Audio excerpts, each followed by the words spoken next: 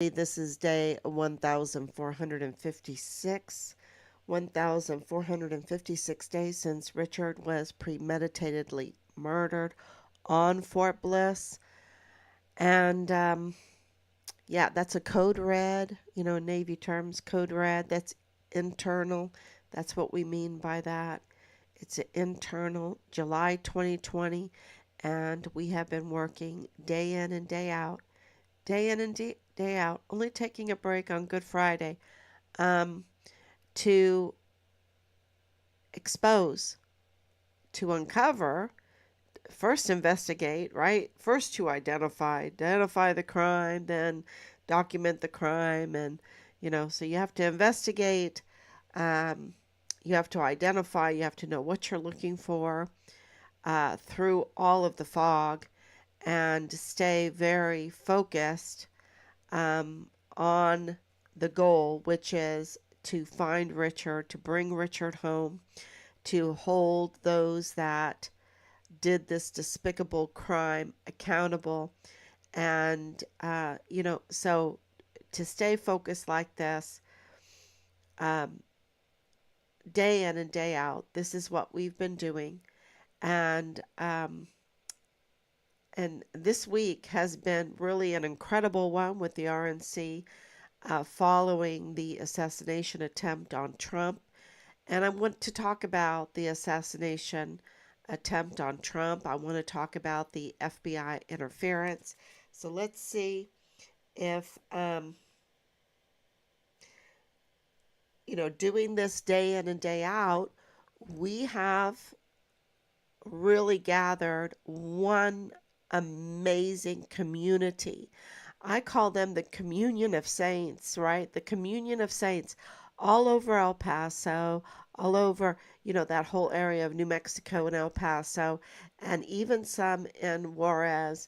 And then, of course, all over the world, all of our friends, all of the brain power, all of their professional experiences, all of their gut feelings, um, coming together, all of their investigative work coming together, all the courageousness of people coming together. And so this week has not been any different. We have received information from all over about, this Trump assassination, the FBI interference, allegations, I want to say, because everybody is innocent until proven guilty. Um, and so let's see if I'm on. Good evening. Thank you. Thank you so much. Yeah. Yeah, my voice is still a little off, but oh no, every day we're coming on here every day. And which, I'm not going to lie, it's been incredibly hellish. It's been very difficult because, you can't really take time out to grieve. Couldn't take time out to grieve my father. Um, you can't take time out um, to even be a little under the weather, or when you have a sore throat or, stuffy nose or whatever. But that's okay. God provides, and uh, well, it's not okay, right? It's like you're in prison, and, I'm not the one to try to play victim or anything like this. But I will say this, that what they have put our family through is absolutely unacceptable, and criminal. Absolutely criminal. And so I come on every day to document, to memorize. Some people are like, oh, your numbers would be bigger if you did this and this and this. And I'm like, I know I'm being shadow banned, right? I know this is sensitive information. It is so sensitive, y'all. I, I wish I was at liberty to give you everything. It would be unbelievable. It would be totally unbelievable. And, um, you know, but the real purpose is to reach out to our team, to reach out to those that have been up to no good because they're watching, and to let them know we're transparent, to let them know time is getting short, that they need to do what's right. They need to do what's right. That the prime suspects are Lonnie Hart and Dallas Hart, Richard's platoon leader. And that time is getting very short, and that we are gathering mountains of evidence, and we give it on here all the time, even though they want to report that we don't give evidence, but we give evidence. And we have even more. We have mounting evidence in the back. And we give that mounting evidence to the authorities. Even though the authorities, we've been told over and over and over again that they're up to no good. The authorities are up to no good. And why are you, working with them? Why are you giving them? Why are you using the system? Because this system is ours. This system is ours. It does not belong to the evildoers. It does not belong to the criminals, to misuse, to manipulate, to weaponize against innocent people. This system belongs to us. And we have to use it. We have to learn how to use it. I've had to learn how to use it. And we use it every day, and we report and report and report, because you know what our Lord says? It says even the unjust judge has to give the old widow justice, has to do what's right, because the law transcends the evildoers. The law transcends anybody that's holding an office or in a position that is up to no good. And so this system is the American system. It's a good system. It is based on the Ten Commandments, based on that every word of God is a law word, that there are ethics, that there are morals that we have to follow, that there are boundaries. And we've succumbed to a certain degree, and handed over parts of our system and let them use it and manipulate it into something that it was not. And that's why I have behind me this picture that I was painting. Let me see if I can move this a little bit. I'll hold it up.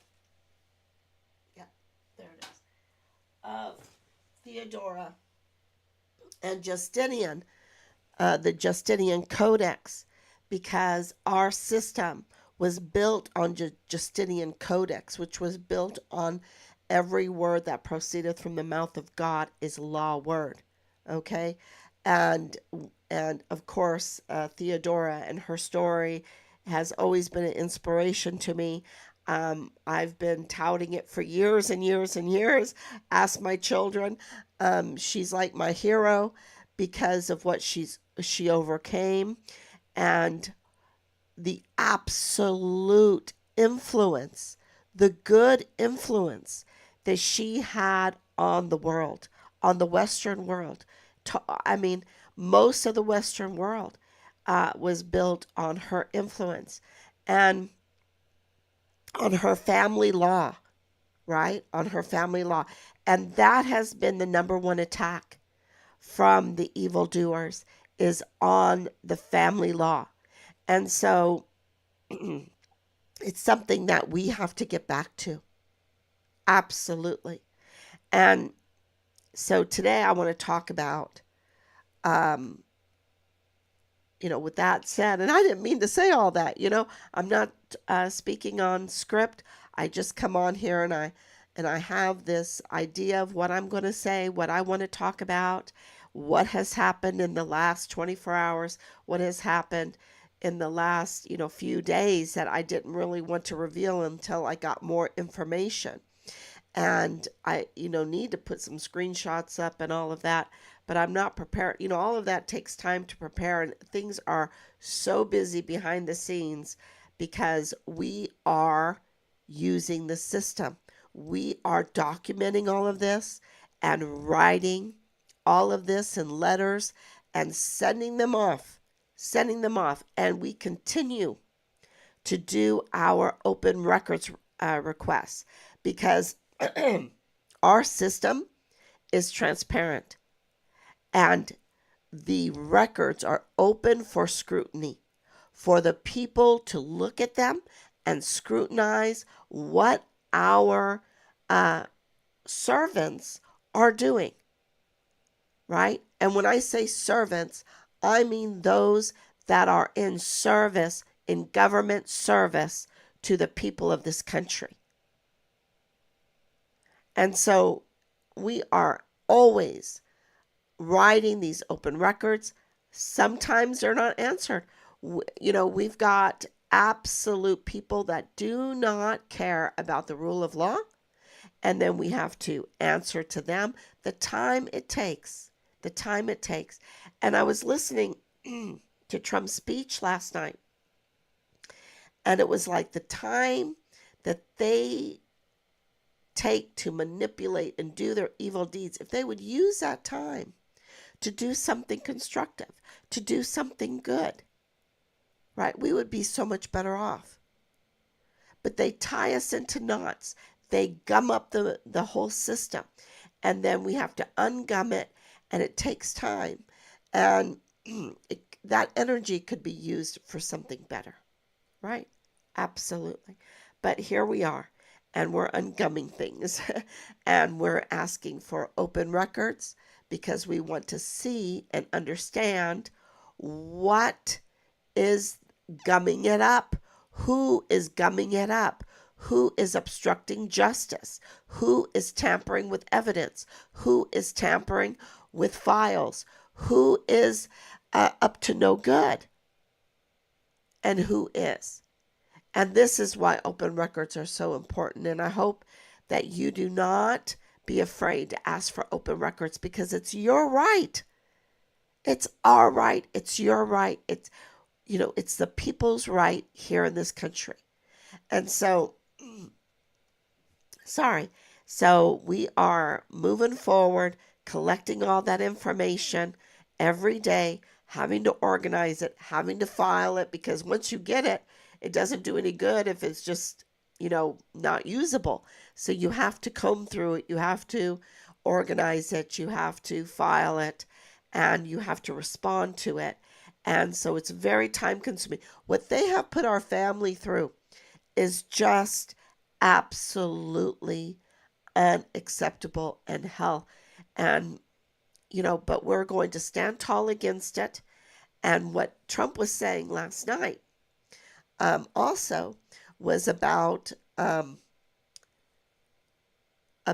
the people there at Butler, after the bullets were going, and they just stood their ground, and they did not trample each other. And I was like, absolutely, absolutely.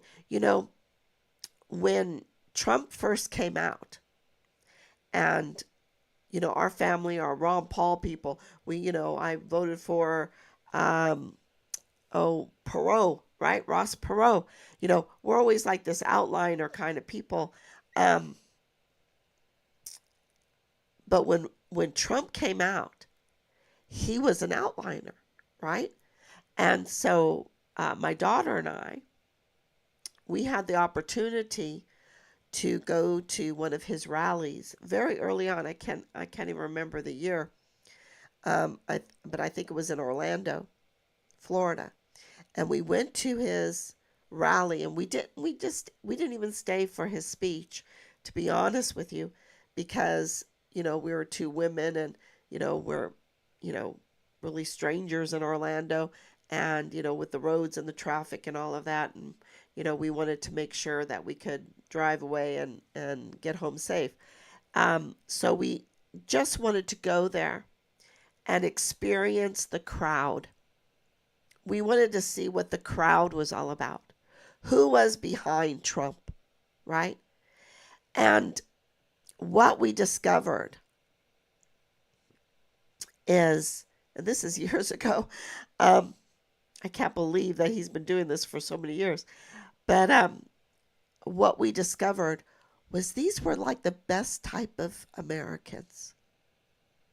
I mean, like courteous, kind, easy to get to know, easy to talk to, um, sharing, you know, fun, um, engaging in deep, respectful conversation. It was really amazing. And we left there with such a sense of awe because it was very loving. And so then when, sorry, when all of this happened with Richard and things were happening with my father, we were up in Virginia and we were given an opportunity to go to the January 6th protest.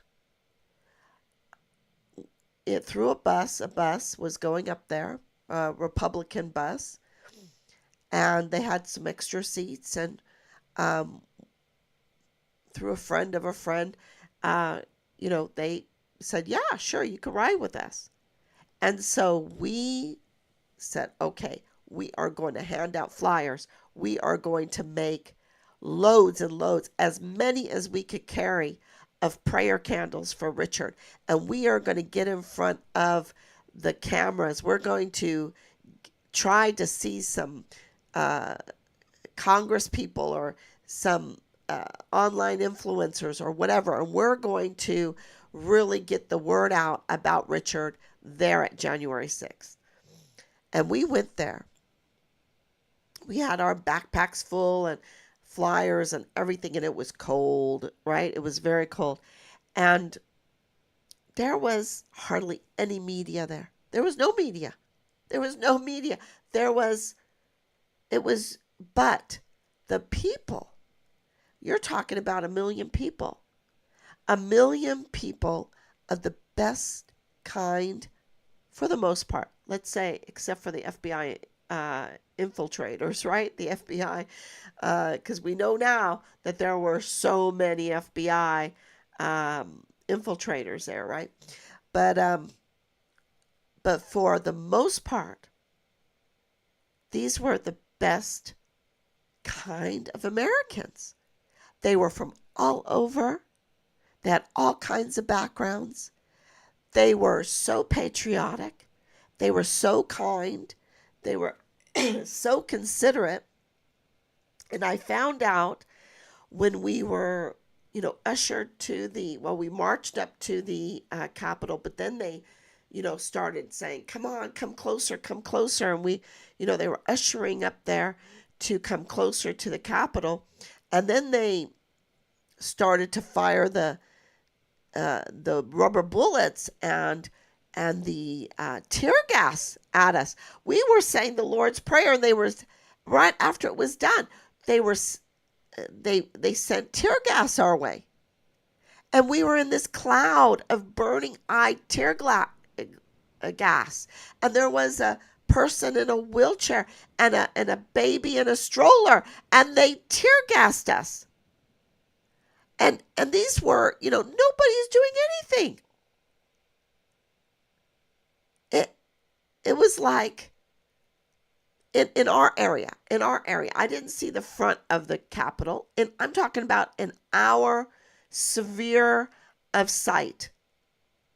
There was no reason for anyone to shoot tear gas in our group. And they did. And there was no trampling. There was no, and we're talking about thousands of people. And there was no trampling. Matter of fact, in the fog, you could hear people say, don't panic, don't panic. There are children. There are people in wheelchairs. Get down low. Grab everybody's hand. Everybody grab hands. And my son-in-law was saying these, repeating these things to us, to me, get down low, close your eyes, close your eyes. And we're going to slow step out of the fog, right? Out of this gas. In order, let's not hurt each other. It was an amazing experience because these people did not panic. They kept us calm. These were heroes that I'll never see again.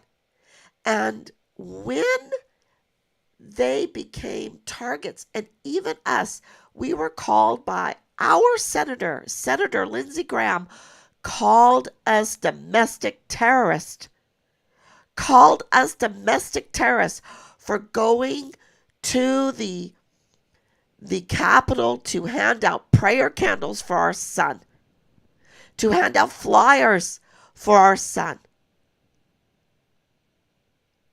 And we were called with all those people that were so, I would call them heroic, and the best kinds of Americans, so many of them.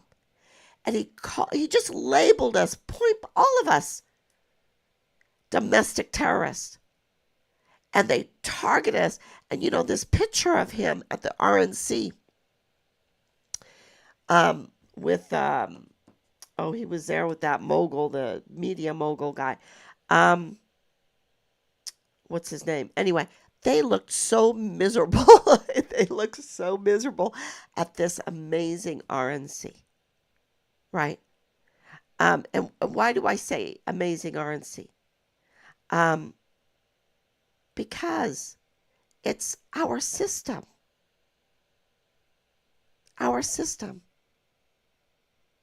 It's the working of our system, and it's amazing. It's seeing all of 50 states, y'all, and more, right? 50 states and more. People coming together. And it's just an amazing thing. And I think we forget how amazing it is. With all the delegates and all the votes of the people and how that whole thing works. And we've got to fight for that. And the DNC is coming up. And to see Nancy Pelosi, to see the leaders right now want to circumvent the system, right? Because that's what they're trying to do right now. They're trying to circumvent the system. We all know that Joe Biden has some problems. We all know that. We knew that a long time ago. But yet, they put him through the primary. He has over 370 delegates out of 380. Or is it 3,700 out of 3,800? Something like this. Sorry. He has an overwhelming amount of delegates. He can't be beat. That's through the first vote. The first vote, the way our system works. Those delegates came from the votes of the people during the primaries, the Democrat primaries.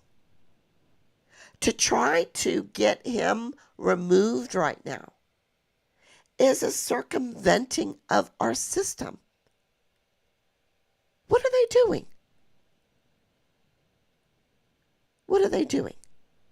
And to say he is not fit to be their candidate is also to say he is not fit to be their president, to be our president.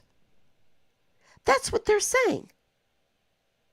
With all of these leaks and all of their manipulating, they're so exposed. They're so exposed. And then the other thing, and this is from Jason Miller. He was on Fox News, and I thought he was just absolutely interesting what he was revealing to us about the system. And he said, the hundreds of millions of donor money. These are Americans donating, whether you like them or not. It doesn't matter. But they're donating to Joe Biden. And if he is not nominated, right, that money goes to the DNC. It does not go to Kamala. And so there's a big problem there with trying to circumvent and all of this. And then there's another problem. Joe Biden, whatever you think of him, he cares about his legacy. You see, I talk about legacy a lot. I care about legacy. I care about Richard's legacy. I care about how our family, thank God we've debunked all the smearing on Richard, because we care about legacy. We care about our name, how we are remembered. And Joe Biden cares about his legacy, and he knows it. And it will be a huge surprise to me and to many if he willingly gives up in the middle of this and leaves with his tail between his legs in shame or humility. I mean, it's just embarrassing. I don't think he's going to do that. I don't think his family will let him do that. And, and the DNC leaders know this. So, this is really very important to segue, that's a good word, segue into the next, because they're in a pickle. They know they're in a pickle. They don't have the brain power anymore. They don't have the strategists. They don't have the surrogates. They don't have the mechanism, because the system, our beautiful system, doesn't allow them to circumvent the vote of the people. It's a beautiful thing. And unless they are totally illegal, they cannot do it. Which is amazing. It's an amazing system. And it's one we need to protect. And so let's segue into the next. Because they are in such a pickle, because the system won't let them flip-flop it out, do what their switcheroo, do a switcheroo or whatever you want to call it, right? Because the system won't let them do that, because the people, the system honors the people's votes. Then they're in a pickle. And so what are they going to do? What are they going to do? I don't know. I don't know. And so I just wanted to put that forward. Because let's talk about Richard's case. They were in a pickle. Richard came out shining on everything because he wasn't criminal. He was law-abiding. He loved our country. He loved the system. He might not have known the system as well as we, with a young kid, a young adult. But he knew law because I taught him. And he had a respect for law, and I know because I taught him. And he reported to CPS, he reported to CID, he reported to FBI, he reported to Washington, D.C. He reported to IG. And at the end, he even called 911 multiple times. He was under whistleblower protection. He was under whistleblower protection.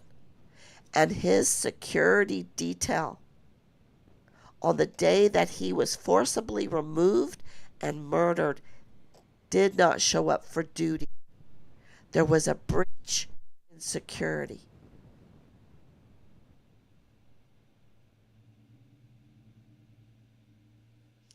What were they going to do when he came out shining after being retaliated against, intimidated over and over again, continuously and severely, and then all of a sudden the judge judged that he was dismissed?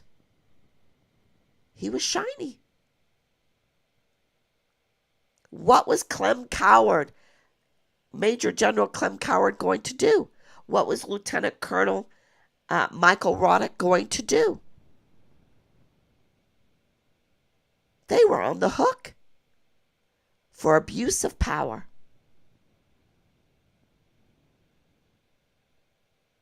To one of their own that they were supposed to care for. And they didn't. They abused their power.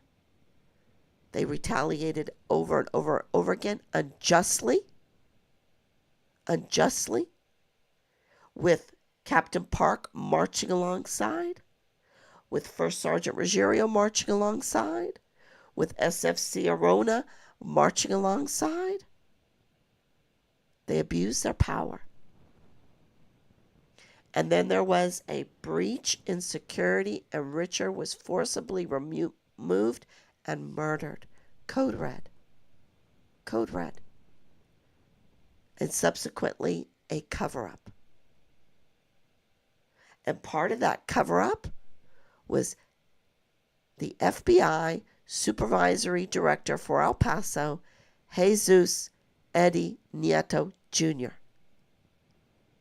FBI Supervisory Director for El Paso, Jesus Eddie Nieto Jr. And this is very important because we have complaints in about him. We know that he obstructed justice in our son's case. We know.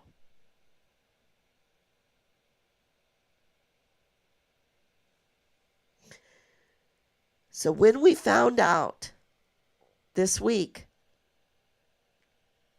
because people send us things, they share things with us, and they shared the viral video of the attempted assassination of Trump. And we all saw it, a lot of us, most of us, billions of us. And they held up their fists. He held up his fist and said, "Fight, fight, fight." Iconic and totally genuine. That was so genuine. I mean, I think every movie director is crying, because that was so genuine. They could never have directed it like that. And we know things about the Walmart mass shooting. We know things about the connection of Richard's case and the Walmart mass shooting. We know people and we've reviewed it. And the target for the Walmart mass shooting, of course, was to divert attention, was to smear MAGA, was to affect the election against Trump. It's clear. Whether you're a supporter or not, it's clear. It's there. The evidence is there in black and white.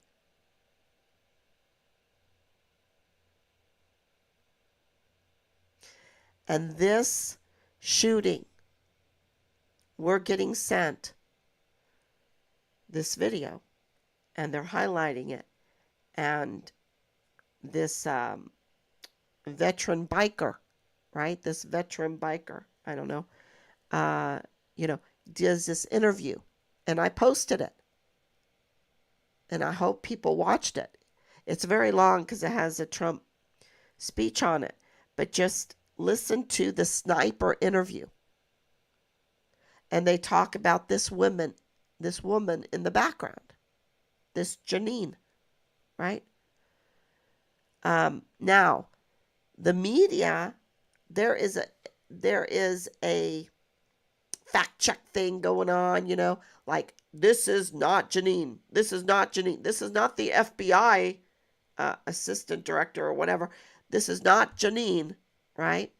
And then it comes up in the Mexican news, and we got more, but that they're calling her the Bidenista conspiracy or whatever. That, and it is really, the video is really weird.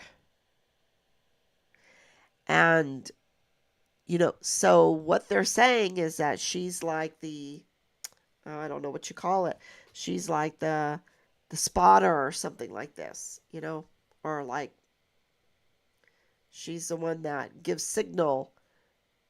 But the big thing in this whole review of the assassination attempt is that if this is true, okay, and we have confirmed that Janine, I can't say her last name, I don't want to mispronounce it. We have confirmed that she is FBI and she was military. She has a long list. I might put it up. But yeah, she has this long, it's like Jules Tuganon Chan, right? He has this long list on his LinkedIn. She has her long list on her LinkedIn. And, so if this, of course, this is very interesting. If this is FBI, and when you look her up in all the articles, she is absolutely connected to things that happened in Fort Bliss. Okay? I mean, in El Paso. On the border. I mean, that's her job. Even though she's not stationed there in El Paso, but absolutely connected to that area. And it's like, what? What in the world? So I just want everyone to stay tuned with what's going on. And what this does do is it does give us credibility as a family of Richard Halliday in our complaints against the supervisory director there at El Paso, Jesus Nieto Jr., because, people have called us, oh, you're crazy, you don't have any evidence. No, we have evidence. We have a lot of evidence. We don't make these claims. We didn't make these claims about the FBI without evidence. And that's on top of the whole thing with Nadal Bain, okay? That's on top of that evidence. We have even more. Mountains of it. And And so with this, I shouldn't say mountains, but we have enough. We have enough evidence that it is overwhelming and unbelievable. Unbelievable. I mean, why didn't he arrest Leilani? Why didn't he arrest James Hart? Why didn't he arrest Dallas Hart? Absolutely. Um, Thank you, Maria Elena Munoz. Thank you, Danielle, for your prayers. Thank you, Anicia. So, what this does do, this whole thing with this scandal again, with this investigation that's going to go forward, is it gives our evidence weight. And it might even connect it. We have more that is very interesting.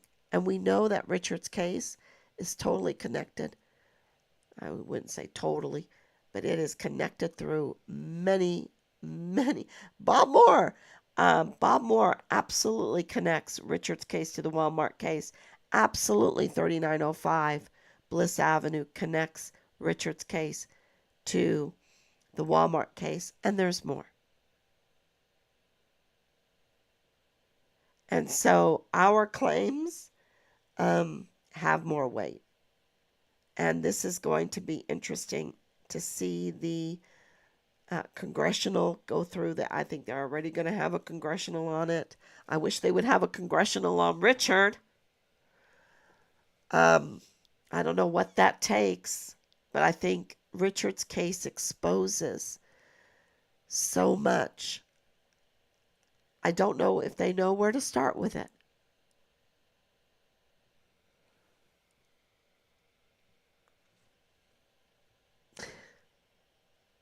Yeah. So,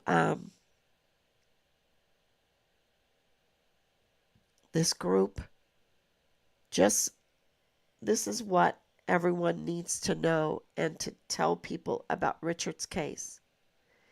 A rogue breakaway group from the original response team has the prime suspects in it in the murder of Richard: Dallas Hart and Leilani Hart.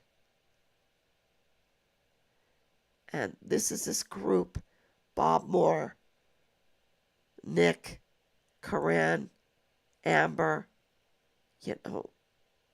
Ruggiero, this group that Jules Tuganon Chan, why he decided to go in that group. Maybe he was always in that group, right? It looks like he was always in that group.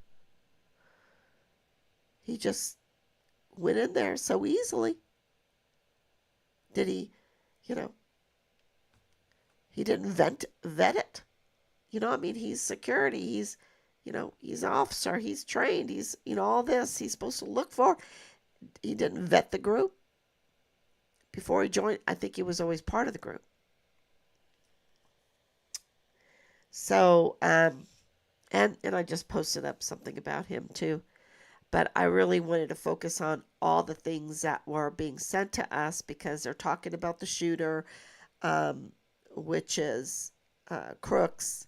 And Crooks to me is like a Crucius, right? Crooks and Crucius, they're so much alike. I think they were taken advantage of. I think they're not innocent, but they were taken advantage of. And a 20-year-old with all the things that he has, they're all things that they're talking about. Just like a patsy, a scapegoat, whatever you want to call it, but not a lone shooter. Not a lone shooter. And now, with the sniper, he even says there has to be a second or even a third sniper. And, you know, so they're investigating, I guess. They're investigating that because he was saying you cannot take 4 shots and then make an accurate shot with the recoil of that type of weapon. Okay? This is a sniper talking to his very professional with the most hits kind of sniper friends, and he's like, no, it doesn't work. It doesn't work. If it was his first shot, okay, maybe he would buy it, but it being the 4 shots and then this being the 5th shot, and with the recoil of the weapon, no way. He could never make that shot. He couldn't be that accurate. And so that's why he's saying that there is a second shooter and maybe a third. And, then you have to look at, there's talk about a water tower, all this. I mean, it's very, all of it is being investigated. And he's saying the water tower is too high because there would be an angle, right? And then he talks about this New York Times photographer that catches a picture of the bullet. You would have to have it on a certain shutter setting to get that shot. What was the New York photographer doing with that kind of shutter setting? I mean, he had a lot. This is not my questions. This is the sniper's question, right? The retired sniper, professional sniper. So, yeah, it was very interesting. And I would recommend you listening to it, because the one thing, and listen to everybody's point of view, because, there's a big point of view that says this lady is not Janine, right? That she's not the FBI assistant director or whatever. Okay, so, I hope not. I hope she's not. I hope she's not. But we're in a, it's just not absurd for that to be questioned, for that to be the case. It is absolutely not absurd for that to be the case in this time we're living in right now. And so it needs to be investigated thoroughly. She needs to be cleared if it's not her. And the security breach that caused all of this mess is also addressed in this veterans bikers video. And that's just one opinion, one conversation, but I thought it was really good compared to all of them that I listened to. And what does this have to do with the Richards case? It has to do with the weaponization, the abuse of power of people in our agencies that obstruct justice, and that it causes breaches in security, that a young soldier who is just trying to do the right thing, after being retaliated against continuously and severely, was forcibly taken, and we're told in uniform, and brutally murdered. And then a cover-up.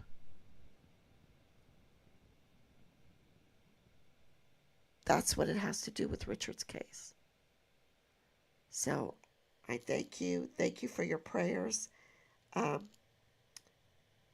Thank you for coming on. Sorry that I'm so nasally. Tomorrow should be better. And we will be on. I will be on every day, every day, every day. This is my son. And I care about El Paso. We care about our military. We love our country. And this is what happened to Richard and what happened to our family, what is happening to what they're doing is unacceptable. And we're very grateful that we received the declaration of death that gives us rights, more rights to get more answers. But we care about our country and our military and we want our sons' remains.